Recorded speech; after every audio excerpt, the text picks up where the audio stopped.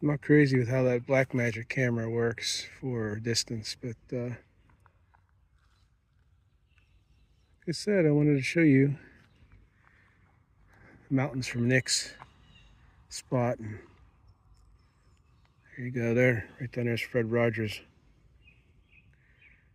grave where he's buried. You can see the angel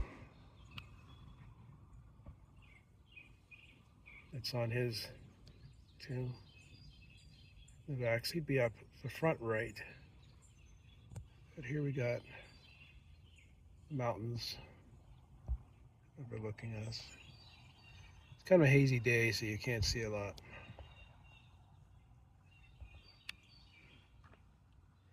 It's a pretty big cemetery.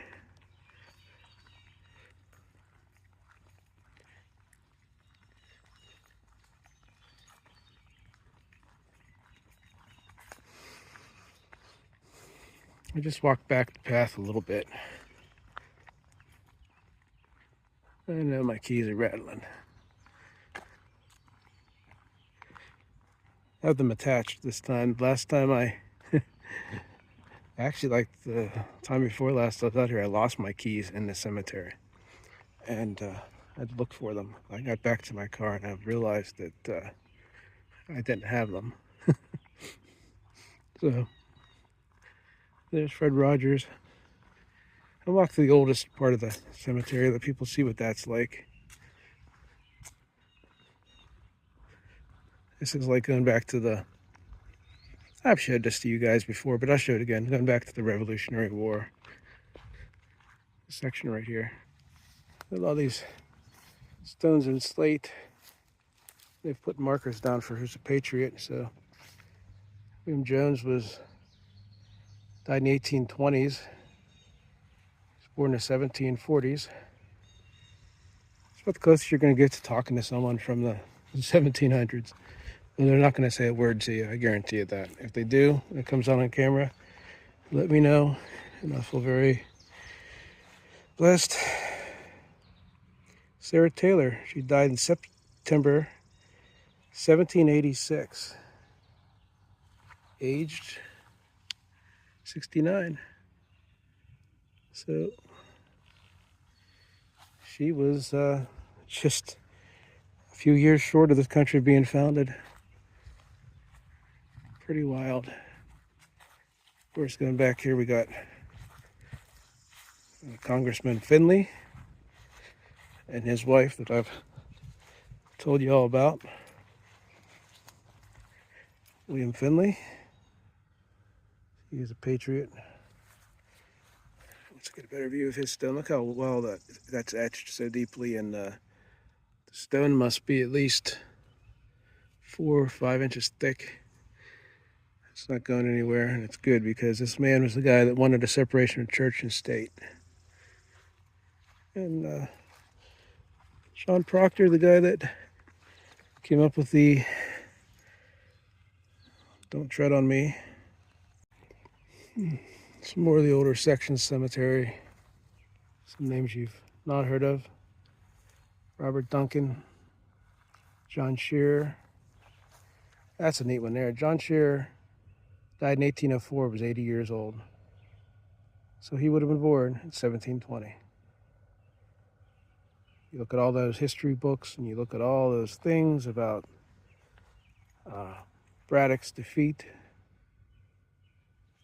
He was alive then. There's Jane Duncan. So you got Robert and Jane, and John's in the middle. Whatever that means, I don't know. You figure Braddock's defeat happened. General Braddock, you've been at his grave. He was in his 30s. He might have actually been along with him, who knows? But I'm thinking he probably was here. Martha Shearer. So we're all mixed up here, aren't we? No offense, guys. You can't hear me. Some of them are just so worn down. You can barely even tell there's a stone there or read it.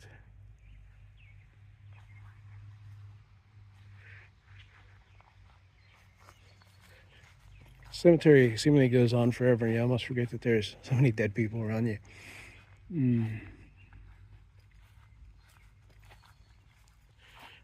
Be real quiet. We're going to see what we can hear. Some of these. Joseph Baldridge.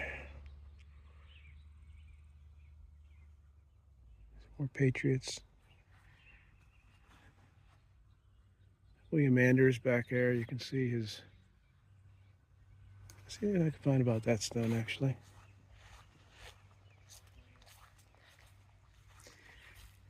An infant daughter he had. Veteran of the War of 1812. This doesn't show very much. Not that much at all.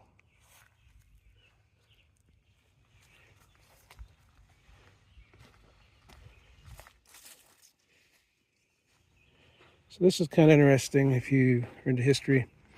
There's 3 churches here. The original one was a log one that burnt down, and in the early 1800s, they built a second one with the church facing west, with the cemetery facing west. So this would all been just some gravestones like that and that, but it would have been beyond that would have been, you know, just the woods. And there's a cistern right here. So if we follow this path, I'm going to kind of get an idea here looking at some of these stones. So you do it. Another Patriot. George Wallace, 1838. And John Wallace, 1841. So we're going to 1840s at least. And his wife in the 1850s. So we know from here on, this is the entrance to the old cemetery right here. This is the exact entrance right here. There's even a few bricks left over. Notice there's no old tombstones beyond that. There's a lip right here on the hill, which tells you that the original building, now we're going for something flat. It's that right here. And that plaque will probably tell me the same thing. A lot of church services held here. You figure a lot of these people probably sat in a pew when the church was torn down. They were buried right there.